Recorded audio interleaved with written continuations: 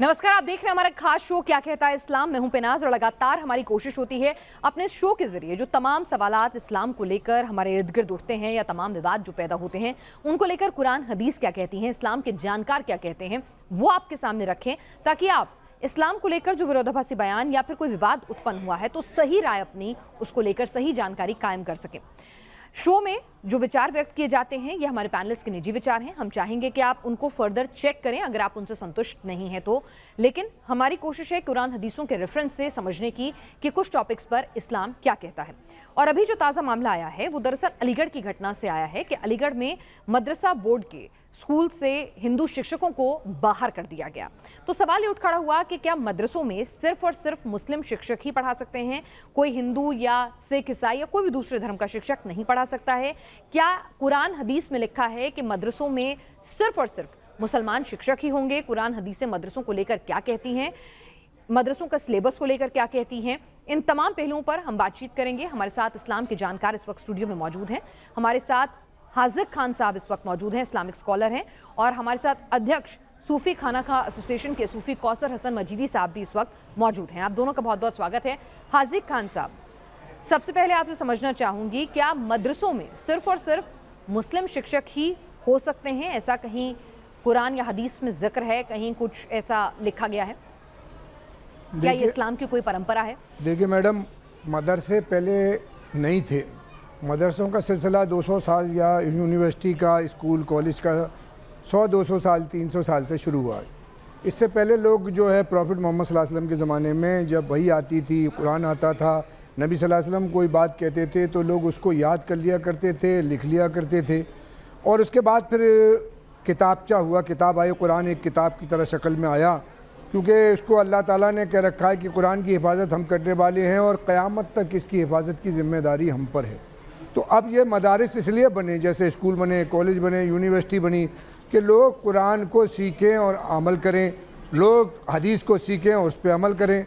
कुरान एक संविधान है, एक तरीका है ज़िंदगी गुजारने का जो 1400 साल पहले आया और क़यामत तक उसमें कोई तरमीम चेंज नहीं होगा। मदारिस के अंदर जैसे आप कह रही हैं कि मदारिस जो बने हैं, अगर कोई मैथ पढ़ाने वाला कोई हिंदू टीचर हो सकता है, क्योंकि इंतज़ामिया का काम है, उसमें दीन का कोई उसमें नहीं है। इंतज़ामिया चाहे तो रख सकती है, इंतज़ामिया नहीं चाहे तो नहीं रख सकती। ये इंतज़ामिया का अपना मामला है। यानी कि मदरसा बोर्ड जो है वो निजी तौर पर फैसला ले सकता है कि भाई वो रखना चाहेगा कि तो नहीं रखना चाहेगा। कुरान तो हदीस में कहीं नहीं लिखा है। कुरान हदीस में आप कह रहे हैं कि मदरसों का भी कॉन्सेप्ट नहीं। देखिए मैडम, ना तो 100-200 साल पहले मैथ था, ना साइंस थी, ना फिजिक्स थी, ना केमिस्ट्री थी। जैसे जैसे लोग चीज़ों की ईजाद हुई वैसे वैसे स्कूल कॉलेज मदरसे यूनिवर्सिटी मदारिस बनते गए। यानी कुरान और हदीसों में मदरसों का भी जिक्र नहीं है? कुरान हदीस में मदरसों का कोई जिक्र नहीं है और ना कोई मदरसा एजुकेशन का कोई जिक्र नहीं। मदरसा एजुकेशन का जिक्र है। सबसे पहला अल्फाज जो कुरान करीम में आया प्रॉफिट मोहम्मद सल्लल्लाहु अलैहि वसल्लम पर, वो कुरान की आयत आई, बिस्मिल्लाह इक़रा बिस्मि रब्बिकल लज़ी खलक़, पढ़ो, पढ़ने पर आया। और मोहम्मद सल्लल्लाहु अलैहि वसल्लम उम्मी थे, उन्होंने कहा मैं नहीं पढ़ सकता। हज़रत जिब्राईल अलैहिस्सलाम ने आपको अपने सीने से चिपटाया और कहा पढ़ो बिस्मिल्लाह करके, तो आपने कुरान की आयत शुरू कर दी, पढ़ना पड़ी। और जब अल्लाह के रसूल सल्लल्लाहु अलैहि वसल्लम इसको जल्दी जल्दी करते थे तो कुरान में अल्लाह ताला ने कहा कि मोहम्मद सल्लल्लाहु अलैहि वसल्लम जल्दी नहीं कीजिए, पढ़िए, आप इत्मीनान से पढ़िए, और हम इसको आपके सीने में बसा भी देंगे, आपके दिमाग में रखेंगे, ये हमारा काम है। क्योंकि कुरान एक संविधान था, तरीका था, जो कुरान अल्लाह ताला ने हज़रत मोहम्मद सल्लल्लाहु अलैहि वसल्लम पर 23 साल कुछ दिनों में 23 साल की मुद्दत में हालात के एतबार से कुरान आया, वाक़यात आए, और कुरान की आयतें सारी इंसानियत के लिए 10 साल की जो 13 साल की ज़िंदगी है रसूल सल्लल्लाहु अलैहि वसल्लम की मक्का की, उसमें वो कुरान आया जिसमें अम्बिया अलैहिस्सलाम का तस्करा है, और 10 साल की मदनी ज़िंदगी में वो कुरान आया जो ज़िंदगी गुजारने का एक दुनिया में तरीका है, यानी हुकूकुल इबाद और हुकूक अल्लाह दोनों पर ये अल्लाह की ने भेजा। जी, यहाँ पर हमारे साथ सूफी कौसर हसन मजीदी साहब भी हैं। मजीद साहब, क्या मदरसों में आपकी नज़र में, हमने खान साहब का जो ओपिनियन है वो जाना, कि आपकी नज़र में भी मदरसों में सिर्फ और सिर्फ मुसलमान टीचर ही हो सकता है, मुसलमान आलिम ही हो सकता है?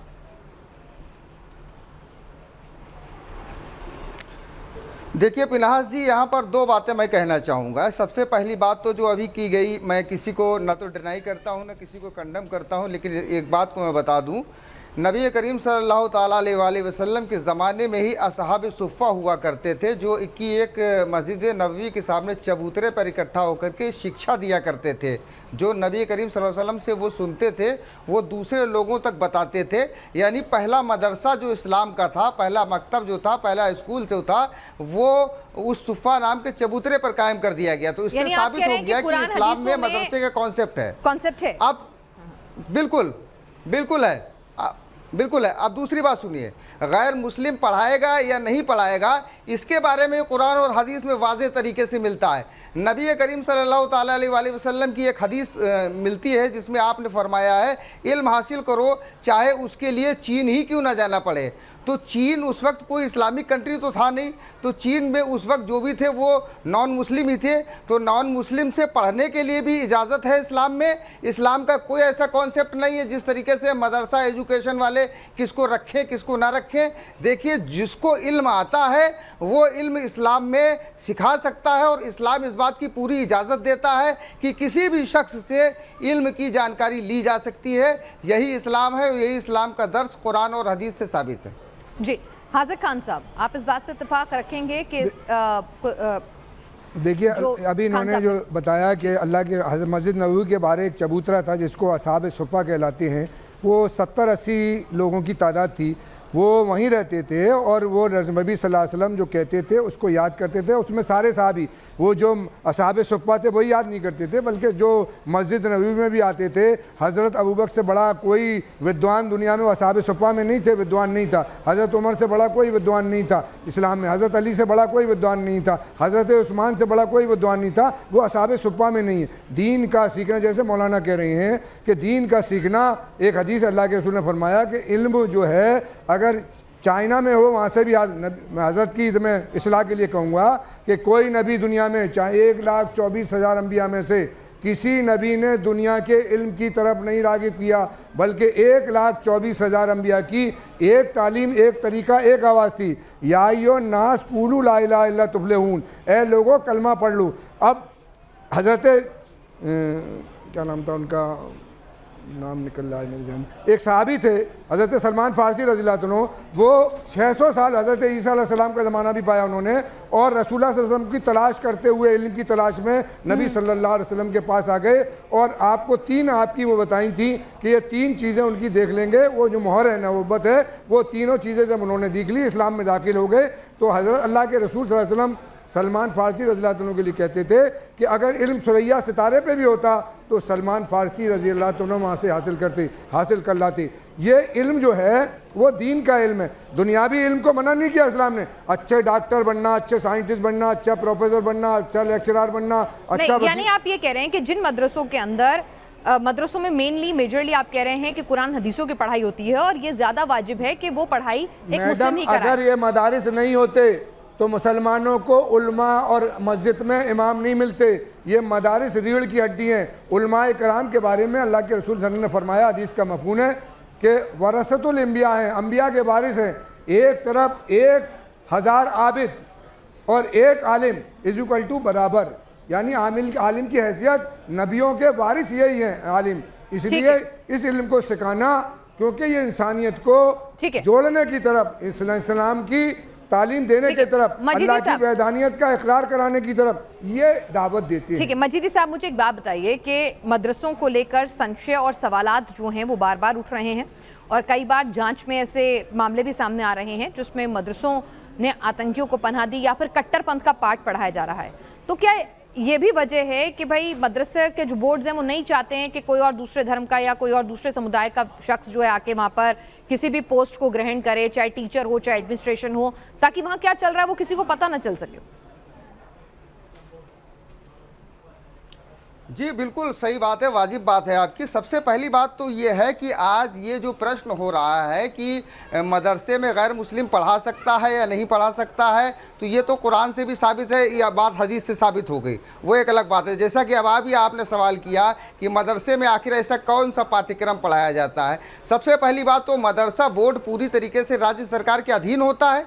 जब राज्य सरकार के अधीन मदरसा बोर्ड है तो उस मदरसे बोर्ड में क्या हो रहा है क्या नहीं हो रहा है, इसको तो सरकार को इस पर निगाह रखनी चाहिए। दूसरी बात यह है कि ये बिल्कुल हकीकत है कि मदरसे में तमाम ऐसी किताबें पढ़ाई जा रही हैं जिसमें विखंडन की बातें बताई जाती हैं। मदरसों में बहुत सी ऐसी किताबें हैं जिसमें आज भी लिखा हुआ है कि राष्ट्रगान गाना कुफ्र है और राष्ट्रगान में भारत भाग्य विधाता गाना कुफ्र है। बहुत सी ऐसी बातें लिखी हुई हैं जो देश विरोधी हैं और बहुत सी ऐसी बातें हैं जो कट्टरपंथ को बढ़ावा देती हैं। अभी कुछ दिनों पहले मैंने दावत इस्लामी का मुद्दा उठाया था, उनकी पुस्तकों में तो 6 नंबर पेज पे ही लिखा हुआ है हिंदू मुस्लिम विखंडन के बारे में, और वही चीज़ें मदरसों में पढ़ाई जा रही हैं। तो जाहिर सी बात है कि इस तरीके का कोई मामला आ रहा है, अगर नॉन मुस्लिम्स को हटाया जा रहा है तो यकीनी तौर पर इसीलिए हटाया जा रहा है कि उनके अंदर जो भी खुराफातें हो रही हैं वो बाहर ना आ जाएं। मदरसों के बारे में तमाम शिकायतें आती हैं कि मदरसों के अंदर बच्चों का शोषण होता है, मदरसों के अंदर बच्चियों का शोषण होता है। ये तमाम चीजें सामने ना आ पाए, हाजिर खान साहब, अपना सच अपने अंदर जो गलतियां चल रही हैं, जो देश विरोधी काम हो रहे हैं और जो कट्टरपंथ का पाठ पढ़ाया जा रहा है, उसे छिपा कर रखने के लिए हिंदू शिक्षकों की एंट्री बैन है मदरसों में। मैडम, हिंदुस्तान में नहीं बल्कि दुनिया भर को मेरा चैलेंज है। सूफी साहब कहाँ से कह रहे हैं इनकी जवाबदेही आवाम के सामने इनकी बनेगी।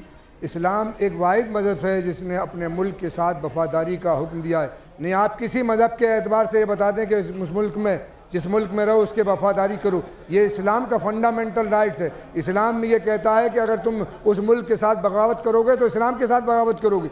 ये हम ये कहना चाहते हैं कि मदारस की इंतज़ामिया मैथ पढ़ाएगी, हिंदू को रख सकती है, साइंस पढ़ाएगी, फिजिक्स पढ़ाएगी, केमिस्ट्री पढ़ाएगी, इतिहास पढ़ाएगी, रख सकती है, लेकिन कुरान और हदीस को पढ़ाने के लिए मुसलमान ही टीचर होंगे, आलिम ही टीचर होंगे, वही बता सकते हैं। जो नहीं, लेकिन यहाँ तो मदरसों से हिंदू टीचरों को निकाला जा रहा है जो दूसरे मुझे नहीं मालूम मैडम, मैंने अब तक वो नहीं, आप कह रही हैं आपकी जवाबदेही बनेगी। नहीं, अलीगढ़ में मामला सामने आया, जांच जिला प्रशासन ने आदेश दे दिए हैं। सर मैडम क्यों निकाल देंगे, किस वजह से निकाल देंगे? क्योंकि वो दूसरे धर्म के हैं। और यहाँ पर मजीदी साहब कह रहे हैं, सुनिए ना, मजीदी साहब कह रहे हैं कि इसीलिए नहीं रखना चाहते क्योंकि बहुत सारे मदरसों में गलत पाठ पढ़ाया जा रहा है और उन्होंने आपको पाठ का रेफरेंस भी दिया। वो क्यों गलत बोलेंगे? वो भी तो एक पक्के सच्चे मुसलमान है ना। जी भाई, सूफी साहब जवाब देंगे कि ये क्या कर रहे हैं, वो क्या कर रहे हैं। मैंने उनके करेक्टर पे नहीं जा रहा, मैं सिर्फ इस्लाम वहाँ पढ़ाया जाता है। चलिए इस्लाम सुनिए ना, मदरसों में, असम के मदरसों में आतंकियों को पनाह देने का मामला सामने आया,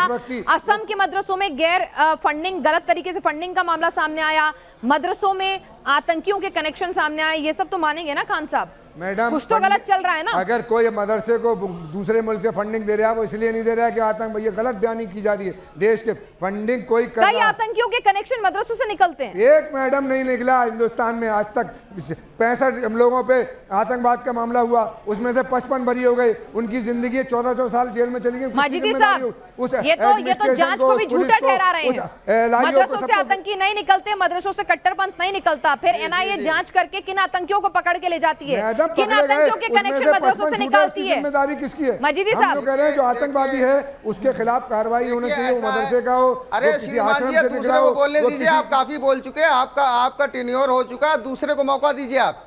देखिए ऐसा है ना कि दूध दही और जो हम कहें वही सब सही, ऐसा कुछ नहीं होता है। जो सारी चीज़ें सामने आ रही, सारे तथ्य आ रहे हैं। अयमन अल जवाहिरी मदरसे का पढ़ा हुआ था, ओसामा बिन लादेन तमाम मदरसे उसने चलाए थे, तमाम ये तालिबान वाले कहाँ से निकल करके आए जो दुनिया भर में आतंकवादी हैं, ये सारे के लोग मदरसे के प्रोडक्ट हैं। ओसामा कौन से मदरसे से पढ़ा था? मौलाना साहब, सूफी साहब, कौसर साहब ये बताइए, पूरी दुनिया कौन से मदरसे से पढ़ा था? मैं आपके बीच में नहीं बोला था, आप अपनी तहजीब के दायरे में रहे, आप अपनी तहजीब के दायरे में रहे, मैं आपके बीच में नहीं बोला था, मैं आपके बीच में नहीं बोला था। आप इतना बड़ा बिजनेसमैन था ओसामा कि उसका आप अपनी बदतमीजी का परिचय ना दे, आप अपनी बदतमीजी का परिचय ना दे, आप अपनी बदतमीजी का परिचय ना दे, आप अपनी बदअखलाकी का परिचय ना दे, बीच में ना बोले, दूसरे को अपनी बात कहने दे। बेहुदगी झूठ बोलोगे आप, तो मैं बीच में नहीं बोला था। अपनी ईमान को बेचने के लिए इस तरह की हरकत करोगे, बेहुदगी ऐसा कुछ नहीं है। बेहुदा आप बदतमीजी कर रहे हो, आप दीन पे, आप ईमान का ठेकेदार नहीं, ये बताओ आप इस्लाम के ठेकेदार नहीं, मदरसे में सवाल किया, आपने जवाब दिया, आपने कहा मदरसे से पढ़ा हुआ जवाब दो, कौन से तालीम नहीं है, आपके पास कोई इल्म नहीं, आपके पास कोई शऊर नहीं। यकीनन दुनिया भर के मदरसों में हाजिर खान साहब, अरे मैं बता रही हूँ हाजिर खान साहब, मैं बता रही हूँ हाजिर खान साहब, अच्छा ठीक है, मैं बता दूं पर्दापोशी कर रहे हैं, हाजिर आप खान ऐबों को साहब छुपा रहे हैं। ठीक है, सुनिए ऐबों को छुपा रहे हैं। जाएंगे, करेक्टर पकड़ा जाएगा, छुपेगा नहीं। हाजिर खान साहब जो भी दंड बंद करेगा उसको पकड़ा जाएगा। पकड़े जा रहे हैं, बराबर आसाम में पकड़े गए, बिहार में पकड़े गए, हाजिर खान साहब मैं बताती हूँ, पकड़े गए। सहारनपुर की सुनिए, सहारनपुर के देवबंद में दीनी तालीम के लिए जो विख्यात है, वहां से पढ़कर 10 से ज्यादा आतंकी ऐसे पकड़े गए जिन्होंने देवबंद से तालीम पाई है। इसी वजह से एटीएस से लेकर एनआईए समेत तमाम खुफिया एजेंसियों की नजरें देवबंद पर थी। दिसंबर 2018 एनआईए ने अमरोहा में आईएस के नए मॉड्यूल हरकते उल हर्ब इस्लाम का पर्दाफाश करते हुए 13 आतंकियों को गिरफ्तार किया, देवबंद से शिक्षण ग्रहण किया। 3 मार्च 2019 उत्तर प्रदेश की एंटी टेररिस्ट स्क्वाड ने यूपी के देवबंद से जैश ए मोहम्मद के आतंकी शहनवाज तेली और आकिब अहमद मलिक को गिरफ्तार किया। दोनों ने पुलवामा में सीआरपीएफ पर हमले की पहले से जानकारी थी। दोनों ने देवबंद में तालीम पाई।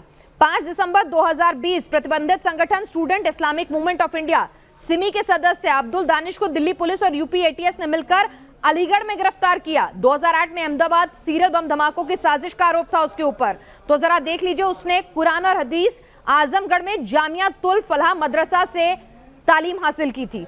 लिस्ट बहुत लंबी है साहब, आप कहें तो पूरी पढ़ दूं, नहीं तो मेल कर दूं आपको। पीनाज मैडम साहब, आप ये बताइए कि हज़ारों मदरसे में से 20,000 मदरसे में से 8 आदमी निकल गए। मैं आपके ही एतबार से मान रहा हूँ उन्होंने गलत किया, उनको कड़ी से सड़ी सजा मिलना चाहिए। लेकिन क्या आप सारे मदरसों को बदनाम करना? नहीं, बिल्कुल नहीं। लेकिन मैं कह रही हूं कि जब यूनिवर्सिटी से, जामिया से और हाजिर खान साहब बिल्कुल नहीं, बिल्कुल आपकी बात से इत्तेफाक। हाजिर खान साहब बात देश में मैंने क्या कहा? और जो लोग इस तरह ज़मीर फरोश लोग जो है देश के मुसलमानों को मदारिस को बदनाम करने की बिल्कुल नहीं, कुछ हासिल नहीं होगा। हाजिर खान साहब, मेरे देश में मुसलमान राष्ट्रपति हुए हैं, मेरे देश के तिरंगे की सुनिए ना, जो मगर कर रहे हैं, फरेब कर रहे हैं, इस दिन के साथ उनको दलील होना पड़ेगा। हाजिर खान साहब सुन तो लीजिए, मैं क्या कह रही हूँ। मैं कह रही हूँ कि हमारे देश में, देश को परमाणु शक्ति संपन्न एक मुसलमान साइंटिस्ट ने बनाया।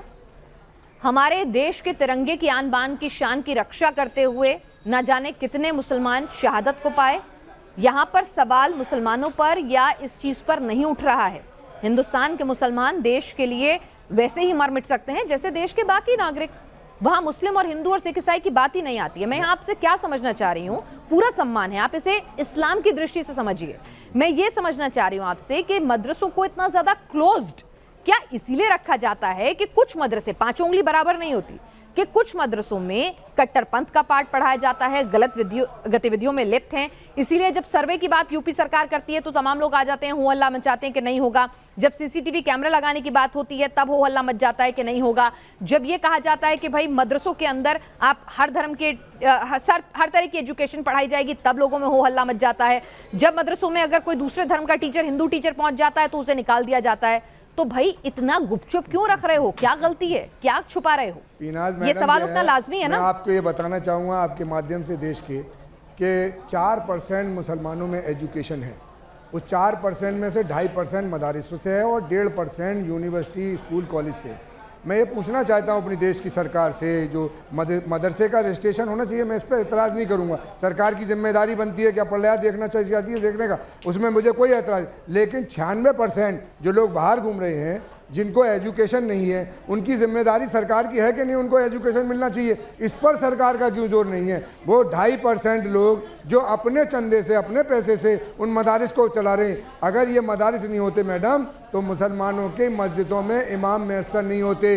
ये जो बैठे हैं सूफी साहब, इनसे जब पूछा जाएगा मसाइल के बारे में तो इनको मालूम नहीं होगा। माँ जो हम देख के आए हैं ना बधाइयों में, क्या कर रहे हैं लोग, कैसे पढ़ा रहे हैं, ये 18 पारे याद हैं और 30 पढ़ा रहे हैं। ये ऐसे लोग, ऐसे मौलाना जब मिल जाएंगे, इसलिए कि ये मदारिस रीढ़ की हड्डी है।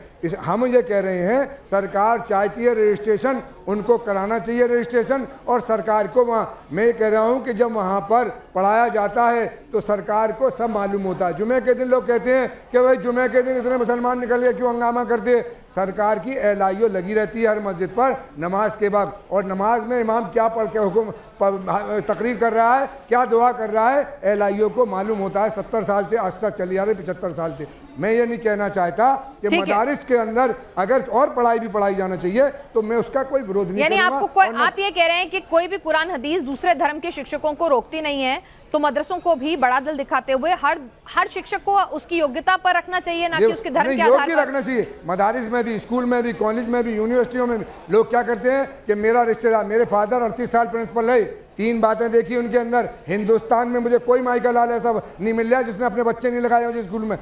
3 काम किए उन्होंने अपनी ज़िंदगी में। बधाइयों के थे, एक आदमी बधाइयों को नहीं लगाया। जमात इस्लामी से थे, एक आदमी जमात इस्लामी का नहीं लगाया। और अपने फिरोजाबाद का कोई नहीं लगाया, और अपना मिलने वाला कोई नहीं लगाया। बल्कि अलीगढ़ से वो लोग लोगों को लाते थे कि जो लोग अच्छा पढ़ाएं, अच्छे तालिब बनाएं, अच्छे छात्र बनाएं, अच्छे स्टूडेंट बनाएं। आपके पिता एक अलग मिसाल हो सकते हैं, लेकिन यहाँ पर सूफी साहब, मैं आपसे भी समझना चाहूंगी माजिदी साहब, क्या वाकई में जिस तरह से खान साहब कह रहे हैं कि होना तो चाहिए, लेकिन क्या वाकई में इस्लाम में इतना ज़्यादा खुलापन है कि वो दूसरे धर्म के लोगों को अपने मदरसों में आने की इजाज़त दे दे?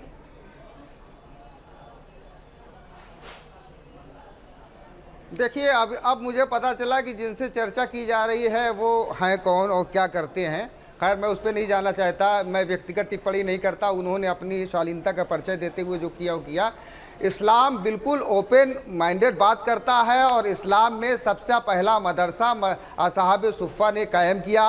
उसके बाद मस्जिद नबवी में एक वक्त वो आया कि जब हज़रत इमाम जाफ़र सादिक अलैहिस्सलाम एक साथ 2000 स्टूडेंट को 400 प्रकार की मतलब इल्म की शिक्षा देते थे, जिसमें केमिस्ट्री भी थी, अलजेब्रा भी था, मैथमेटिक्स भी थी, सब कुछ था। बहरकैफ इस्लाम ने हमेशा ये कहा है कि देश काल परिस्थितियों के आधार पर निर्णय लेने की बात की है, और देश काल परिस्थितियों के आधार पर ही शिक्षा ग्रहण करने की बात की है, ताकि समाज के साथ साथ आगे बढ़ते रहें, ज़माने के साथ साथ आगे बढ़ते रहें, दीन को भी समझें और दुनिया को भी समझें। वहदत और वहदानियत को समझने और समझाने के लिए जाहिर सी बात है कि दूसरे मज़ाहिब की रीति और जो है संस्कारों के बारे में समझना पड़ेगा, उनकी तहजीब, तमद्दुन और सभ्यता के बारे में भी समझना पड़ेगा। इस्लाम बिल्कुल ओपनली तरीके से दूसरे को समझने और समझाने की बात करता है। इस्लाम दूसरे के साथ डिबेट करने की बात करता है। इस बात का शानदार उदाहरण स्कूलों में आप कह रहे हैं कि कुरान हदीसें या इस्लाम नहीं रोकता है हिंदू, सिख, ईसाई, कोई भी धर्म के टीचर को।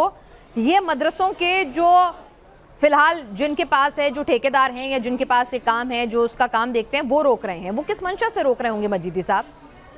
इस्लाम जब नहीं रोक रहा, कुरान हदीसें नहीं रोक रही हैं, तो वो कौन होते हैं? वो क्यों कर रहे हैं ऐसा?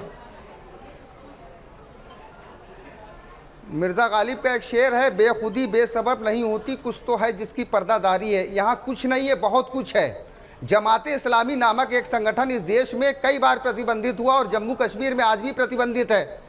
तो अगर उस संगठन के लोग कोई मदरसे चला रहे होंगे तो जाहिर सी बात है, इससे पहले वो प्रतिबंधित हुए तो उनकी कुछ विचारधारा इस तरीके की होगी। और यकीनन देखिए, आधे घंटे के शो में, 20 मिनट के शो में इन सारी चीज़ों को नहीं साबित किया जा सकता। इस पे एक बहुत बड़ी डिबेट की आवश्यकता है, ओपन डिबेट की आवश्यकता है। इसके सारे तथ्य मौजूद हैं हुकूमत के पास, और इसीलिए ऐसी कार्रवाइयाँ होती हैं जिसको छुपाने के लिए इस तरीके के वो मामले तलाश किए जाते हैं। ठीक है हाजिक खान साहब, 5 उंगली बराबर नहीं, सारे मदरसे बराबर नहीं, लेकिन ऐसे बहुत से मदरसे चल रहे हैं जिन पर बैन भी लगता है, जिन संस्थाओं पर, और यकीनन उन मदरसों की पढ़ाई में, उनके सिलेबस में या उनकी विचारधारा में से बहुत कुछ है जिसे छिपाने की जरूरत है, जिसे ढक कर रखने की जरूरत है, और इसीलिए हिंदू टीचर बर्दाश्त नहीं, वो पोल खोल देगा। मैंने आपसे पहले भी कहा, अब भी कह रहा हूँ, ना किसी मदरसे में कुछ सिखाया जाता है। वहाँ LIO ने तलाश कर लिया, NIA ने तलाश कर लिया, वहाँ कुरान, हदीस और अल्लाह का हुक्म, नबी सल्लल्लाहु अलैहि वसल्लम का तरीक़ा ये बयान किया जाता है। वहाँ करैक्टर को बयान बनाया जाता है।